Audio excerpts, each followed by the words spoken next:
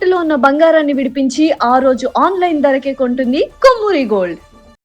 నమస్కారం అండి, సుమన్ టీవీకి స్వాగతం. నేను గీతాంజలి. కొత్త సిరీస్తో మళ్ళీ మీ ముందుకు వచ్చేసాం. నాతో పాటు ఉన్నారు అభ్యుదయ foundation think tank CEO Nandakishore Reddy గారు. వారి గురించి చెప్పగానే టక్కున మనకు గుర్తొచ్చేది ఏంటి? టెంపుల్స్ గురించి చెప్తారు కదా, అక్కడ ఉండే ఎనర్జీస్ గురించి చెప్తారు కదా. మనం ఇక్కడికి వెళ్ళాలని అందరూ ప్లాన్ చేసుకుంటున్నాం కదా, నాతో సహా అందరూ ఇదే పనిలో ఉన్నారండి. 108 దేవాలయాల గురించి చాలా నీట్గా ప్రతి ఒక్క డీటెయిల్డ్ వీడియో అనేది సుమన్ టీవీలో మీకు అందించడం జరిగింది. తెలియని వాళ్ళు ఒకసారి మీరు ఆ సిరీస్ ఆఫ్ వీడియోస్ చూస్తే మీకు అర్థమవుతుంది. అలాగే కేవలం అక్కడితోనే అయిపోకుండా ఇంకా చాలా దేవాలయాలు ఉన్నాయి. మీ కోరిక అలాగే మీ రిక్వెస్ట్ల మేరకు 1008 దేవాలయాలు ఇవాళ నుంచి ప్రారంభమవుతున్నాయి. ఇక ఆలస్యం చేయకుండా నందకిషోర్ రెడ్డి గారితో మాట్లాడేద్దాం. నమస్కారం సార్, ఎలా ఉన్నారు? ఇది ఒక కొత్త స్టార్ట్ అని అనుకోవాలి. డెఫినెట్ గా 108 టెంపుల్స్ సక్సెస్ఫుల్ గా కంప్లీట్ చేశాము. చాలా మంచి ఇన్ఫర్మేషన్, మంచి అభినందనలు వచ్చాయి. చాలా మంది కాల్ చేసి చెప్తున్నారు. అయితే అప్పుడే అయిపోయాయా అని అనిపించింది వాస్తవానికి. ఇంకొక సిరీస్ ఏమైనా స్టార్ట్ చేద్దామంటే స్వయంగా మీ నోటితోనే చెప్పారు 1008 చేయబోతున్నాము నెక్స్ట్ అని. అందులో భాగంగా మొట్టమొదటి టెంపుల్ దగ్గర నుంచి చూసుకుంటే ఇవాళ ఏకంగా ఒకే సిరీస్ ఆఫ్ వీడియోలో కంప్లీట్గా ఒక 60 నుంచి 70 దేవాలయాల దాకా వచ్చేస్తాయి అనిపిస్తోంది నాకు. కానీ ప్రారంభించడం కూడా అమ్మవారితో ప్రారంభించడం చాలా సంతోషం సార్. అమ్మవారికే కృతజ్ఞతలు చెబుతూ అమ్మ దీవెనలే కోరుకుంటూ మరి ఇవాళ చెప్పబోతున్న అంశం నేను ఆల్రెడీ ఇంట్రొడక్షన్లో అన్నాను, అందరూ ఎంతో ఇదిగా ఎదురు చూస్తున్నారు. ప్రధానంగా అమ్మవారి ఉపాసకులండి యోగిని దేవతల ఆరాధన చేస్తూ ఉంటారు. వాళ్ళకి ఏంటంటే వీటికి సంబంధించిన దేవాలయాలకి వెళ్ళి అక్కడ సాధన చేస్తే బాగుంటుంది కదా అనే ఆలోచన చాలా మందికి ఉంటుంది. కానీ ఆ ఇన్ఫర్మేషన్ తెలియదు ఎవరికి. మరి మీ ద్వారా తెలుసుకోవాలనుకుంటున్నాం, ఎందుకంటే చాలా తెలియని దేవాలయాల గురించి మాకు చెప్పారు కాబట్టి. మరి 64 యోగినీలకి సంబంధించినటువంటి దేవాలయాలు, ఏమైనా యాత్ర ఉంటుందా, ఎలా వెళ్ళాలి, ఎటువంటి ఫలితం పొందొచ్చు, స్టార్ట్ చేద్దాం సార్. మీరు చెప్పింది ఫస్ట్ టైం నన్ను దక్షిణ భారతదేశం నుంచి కొంచెం ఉత్తర దేశం వైపు ప్రయాణం చేపిస్తున్నారండి. ఎందుకంటే ఇప్పుడు దాకా మనం అన్ని దక్షిణ భారతదేశంలో ఉన్నవన్నీ చేస్తున్నాం. కొన్ని ఎక్స్క్లూజివ్గా కొన్ని చేసామండి. అంటే మన దక్షిణ భారతదేశంలో కాకుండా కొన్ని ఎక్స్క్లూజివ్ టెంపుల్స్ చేసాము. అందులో కొంచెం అమ్మవారి టెంపుల్స్ కొంచెం మా గ్రూప్లో ఉండే వాళ్ళకి కూడా చాలా ఇంట్రెస్ట్. సో ఆ ఇంట్రెస్ట్కి అదే మాకు మా గ్రూప్లో వాళ్ళకి చెప్తుంటాం అనమాట. సో మనకి జనరల్గా సాధన అంటే రోజు ఉండే వేదనే ఒక సాధనగా మనం అనుకుంటూ ఉంటాం, ఆ సాధనలో ఉంటాం. సో మా ఫ్రెండ్స్కి వచ్చేసరికి ఎలా ఉండేదంటే వాళ్ళకి సాధనంలో వేదన వచ్చేది. సాధన చేస్తూ ఆ సాధన కొంచెం ఎక్కువ అది తపనగా మారి ఆ తపన కాస్త వేదనగా మారేది. సో అలాంటి వాళ్ళ కోసం ఒకటి చెయ్యాలా, అసలు శక్తిపీఠాలు, యోగిని సాధన ఇవన్నీ ఏంటి అనే దాని మీద ఫస్ట్ తిరగడం స్టార్ట్ చేసామండి. తిరిగిన తర్వాత కొన్ని టెంపుల్స్ డైరెక్ట్గానే వెళ్ళాము, అన్ని టెంపుల్స్ వెళ్ళాము. కొన్ని కాట్మాండ్లో ఒక టెంపుల్ అయితే కాట్మాండ్లో కూడా ఉంది. కాట్మాండ్లో ఇంద్రాణి అమ్మవారు ఉన్నారు. సో ఇంద్రాణి అమ్మవారిది కూడా వెళ్ళాము, వెళ్ళి చూసి చేసుకొని వచ్చాము. సరే, అందరికీ కూడా ఈ దీంట్లో నా విన్నపం ఏంటంటే మనం ఫస్ట్ 1008 టెంపుల్స్ స్టార్ట్ చేసాము. సో ఈ 1008 కూడా మనదంతా ఇదే విధంగా సిరీస్ ఉంటాయి. ఒక్కొక్క దాంట్లో 60-70 టెంపుల్స్. ఇది అయితానే మనం నెక్స్ట్ మనం చేయబోయే వీడియో కూడా 108 దివ్య దేశాల పైన.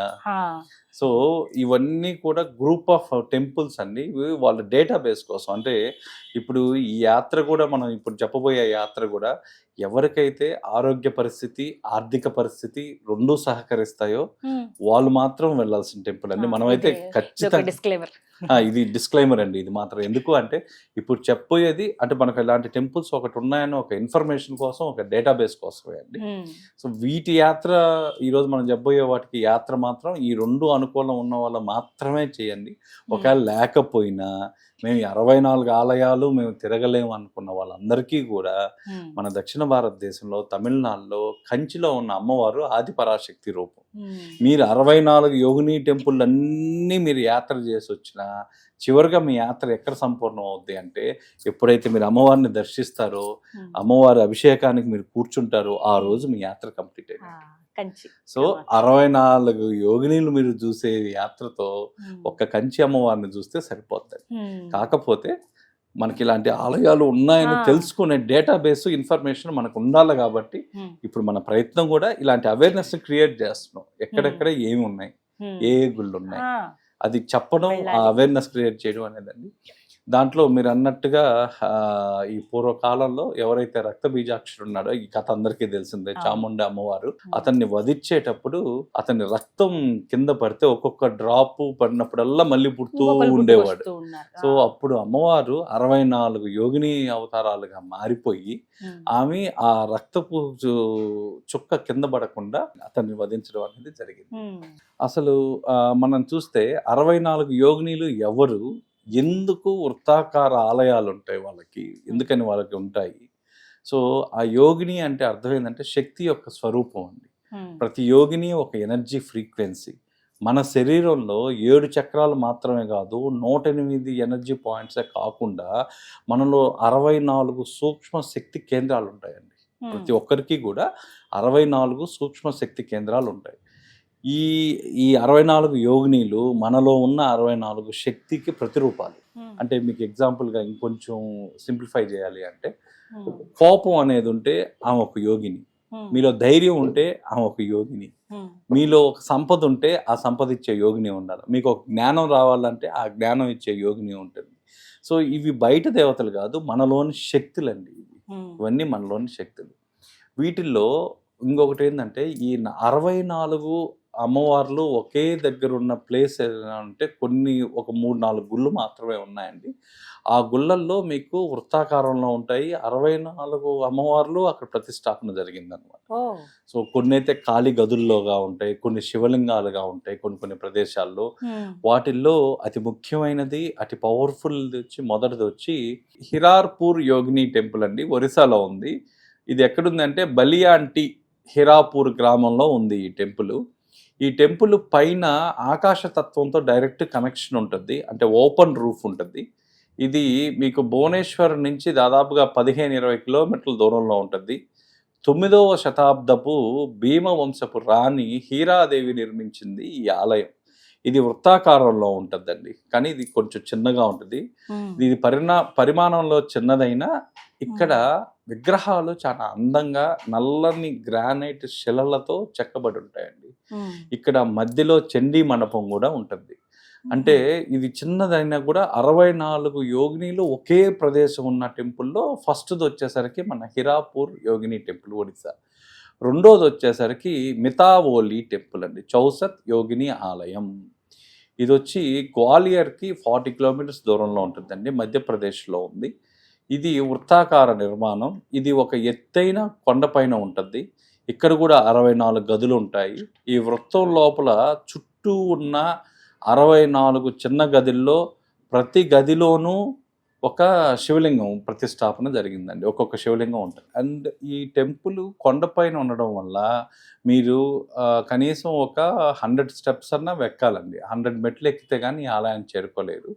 ఇక్కడ ఒక యోగిని విగ్రహం మరియు శివలింగం ఉంటాయి. ఇది పార్లమెంట్ భవన ఆకారంలో ఉంటుందండి. మధ్యలో ప్రధాన ఆలయం, వృత్తం మధ్యలో ఒక పెద్ద మండపం ఉంటుంది. సో దీని పక్కన మహాదేవుడై కొలువై ఉంటాడు అనమాట. అక్కడే మహాదేవుడు కొలువై ఉంటాడండి. తర్వాత మూడో టెంపుల్ వచ్చేసరికి బేడా ఘాట్ యోగిని టెంపుల్. ఇది నర్మదా నది దగ్గర జబల్పూర్ అండి, మధ్యప్రదేశ్లో జబల్పూర్లో ఉంటుంది. సో ఇది 10వ శతాబ్దానికి చెందిన కలుచూరి ఎర నాటి పురాతనమైన ఆ కాలం నాటి ఆలయం అండి. ఇక్కడ 64 మరియు అదనంగా ఇంకొక 20 అంటే మొత్తం కలిపితే 81 యోగిని విగ్రహాలు కొలువై ఉంటాయి. ఇది జబల్పూర్ నుంచి 20 నుంచి ఒక 25 కిలోమీటర్స్ దూరంలో ఉంటుందండి. దీని పక్కనే నర్మదా నది తీరం కూడా ఉంటుంది. సో నర్మదా నది తీరంలో మార్బుల్ రాక్స్, తర్వాత దువందర్ జలపాతం అనేది చాలా బాగుంటుందండి. ఆ దువందర్ జలపాతం సమీపంలో ఒక చిన్న కొండపై ఉంటుంది. ఇక్కడ కూడా అంతే అండి, సుమారుగా ఈ ఆలయం కూడా కొండపైన ఉండడం వల్ల మీకు సుమారుగా ఒక 100 నుంచి 150 వరకు మెట్లు ఎక్కాల్సినట్టు ఉంటుందండి. 4th టెంపుల్ వచ్చేసరికి ఖజురాహో యోగిని టెంపుల్ అండి. ఈ ఖజురాహో వచ్చి సేవాగ్రామ్ అనే ఊరు లోపల ఉంటుంది, చత్తార్పూర్ మధ్యప్రదేశ్ అండి. ఇక్కడ మీకు జనరల్గా ఏదన్నా ఈ అమ్మవారు 64 అమ్మవార్ల దర్శనం చేత మీకు గ్రహదోష నివారణతో పాటుగా కుండలిని శక్తి అనేది యాక్టివేట్ అవుతుందండి. అండ్ రెండోది వచ్చేసరికి ఇక్కడ ప్రముఖంగా మనం వింటున్న జ్యోతిష విద్య ఏదైతే ఉందో మధ్యప్రదేశ్లోని మిఠావాలి వంటి కొన్ని యోగిని దేవాలయాలు సూర్యుని గమనాన్ని బట్టి జ్యోతిష శాస్త్రం మరియు గణితాన్ని బోధించే కేంద్రాలుగా ఉండేవటండి.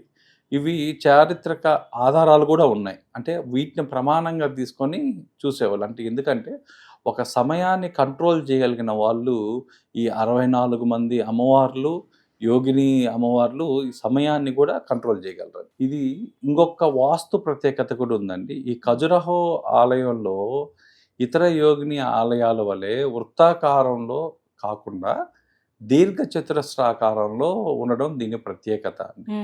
ఇక్కడ యోగిని స్ట్రక్చర్ మామూలుగా ఏ విధంగా ఉంటుందంటే ఇక్కడ 64 యోగినీలు ర్యాండమ్ కాదు, కానీ ఒక స్ట్రక్చర్డ్ సిస్టమ్ ఉంటుందండి. అంటే దీంట్లో ఎలా అంటే మీరు ఫస్ట్గా చూసుకుంటే అష్టమాత్రికలు అని ఉంటాయి. అంటే అష్టమాత్రికలు అంటే 8 ప్రైమరీ యోగినీస్ అంటారు వాళ్ళు. అష్టమాత్రికలు, ఆ తర్వాత తాంత్రిక్ యోగినీసు, ఆ తర్వాత నాలెడ్జ్ అండ్ వెల్త్ యోగినీసు, ఆ తర్వాత ప్రొటెక్షన్ యోగినీస్ అని ఉంటారండి. ఈ విధంగా సో ఈ 64 దీంట్లో ఫస్ట్ మనం మాట్లాడుకోబోయేది అష్టమాత్రికల గురించి మాట్లాడుకుందాం. ఈ అష్టమాత్రికలు ఎక్కడుంటారు, ఆ టెంపుల్ పేర్లు అవి మీకు డీటెయిల్గా చెప్తానండి. ఫస్ట్ వచ్చేసరికి బ్రహ్మి. ఈ బ్రహ్మి దీంట్లో పుష్కర బ్రహ్మ టెంపుల్ అజ్మీర్ రాజస్థాన్లో ఉందండి. ఆ తర్వాత రెండోది వచ్చేసరికి మహేశ్వరి. ఈ మహేశ్వరి వచ్చి ఈ ప్రతిరూపం ఈ శక్తి కూడా ఎక్కడ ఉంటుంది అంటే కాశీ విశ్వనాథుని టెంపుల్లో కాశీలో ఉంటుందండి. కౌమారి. ఈ కౌమారి అంటే సుబ్రహ్మణ్య శక్తి. సుబ్రహ్మణ్య శక్తి ఎక్కడ ఉంటుంది అంటే పళని టెంపుల్ పళనిలో. ఆ తర్వాత వైష్ణవి. వైష్ణవి అంటే విష్ణు శక్తి. ఇది మన తిరుమలలో కూడా మీరు చూసుకోవచ్చు. ఆ తర్వాత వారాహి. వారాహి అమ్మవారి టెంపుల్ తంజావూర్ అండి. ఆ తర్వాత వచ్చేసరికి ఇంద్రాణి. ఇంద్రాణి టెంపుల్ మాత్రం కాఠ్మాండులో ఉందండి. కాఠ్మాండు నేపాల్లో ఉంది. ఆ తర్వాత చాముండాకు వచ్చేసరికి చాముండేశ్వరి టెంపుల్ కాళీ రూపంలో మైసూర్లో, చాముండేశ్వరి టెంపుల్ మైసూర్లో ఉన్నారు. మహాలక్ష్మి వచ్చేసరికి కొల్హాపూర్ మహాలక్ష్మి టెంపుల్. ఇవన్నీ కూడా మెయిన్ కంట్రోలర్స్గా ఉంటాయండి. ఇవి నేను చెప్పిన విధంగా ఈ అష్టమాత్రికలు ఏవైతే ఉన్నాయో మీరు వీటిని దర్శించి టెంపుల్ దర్శించడం వల్ల మీకు వారికి ఉండే ఫలితాలు కూడా ఉంటాయండి. ఫలితాలు మీకు అన్ని రకాల ఫలితాలు దీంట్లో. మీకు ఆస్ట్రో బెనిఫిట్స్, మీకు సాధన చేసే వాళ్ళకి సాధకులకి బెనిఫిట్స్. కానీ ఎప్పుడు కూడా కదండి మీరు అమ్మవారి సాధన చేయాలంటే ఒక గురువు పరంపరతోనే చేయాలండి. గురువు లేకుండా, గురువు ఉపదేశం లేకుండా, ఈవెన్ మీరు ఈ యాత్ర చేయాలన్నా, ఈ యాత్రలో మీరు ఆ టెంపుల్లో కూర్చొని సాధన చేయాలన్నా ఒక గురువు గారి దగ్గరే చేయాలండి. గురువు గారు లేకుండా ఇలాంటి హై ఎనర్జీ పాయింట్స్, ఈ హై ఎనర్జీ ఉన్న వాటితో మనం ఎక్స్పెరిమెంట్లు అయితే చేయకూడదండి. సో ఇది నా మనవి ఏంటి అంటే ఒక గురువు సమక్షంలో ఒక గురువుని పెట్టుకొనే మీరు చేయాల్సిన సాధనలు అంటే ఇవన్నీ కూడా. సో చూడడానికి చాలా బాగుంటాయి. సో ఇవి మెయిన్ కంట్రోలర్స్ ఎందుకు అంటే ఉన్న అన్ని రూపాల్లో కల్లా మన మెయిన్ ఉండేది ఈ అష్టమాత్రికలే. సో వీటి ఆధ్వర్యంలోనే మిగతా అన్నీ కూడా ఉంటాయండి. మిగతా అన్ని విభాగాలు కూడా మెయిన్ అన్నిటికల్లో మెయిన్ ప్రధానమైన విభాగం ఏదన్నా ఉందంటే. సో దీని తర్వాత మనం అన్ని ఒకసారి చెప్పిన తర్వాత ఈ అష్టమాత్రికల యాత్ర కూడా ఎలా చేయాలనేది కూడా నేను మీకు ఈ వీడియోలో చెప్తానండి ఖచ్చితంగా. అంటే ఏ డైరెక్షన్ నుంచి స్టార్ట్ చేస్తే మీ కుండలిని శక్తి అంటే మీరు ఈ యాత్ర చేసేటప్పుడు ఎప్పుడు కూడా అండి ప్రతి ఈ యాత్రలో కల్లా మీతో బెనిఫిట్స్తో పాటు మీకు ఆటోమేటిక్గా కుండలిని శక్తి అనేది యాక్టివేట్ అవుతా ఉంటుందండి. సో ఆ డైరెక్షన్ ఏ డైరెక్షన్లో వెళ్ళాలనేది కూడా మనం మాట్లాడతాం. ధన్యవాదాలు సార్. థ్యాంక్స్.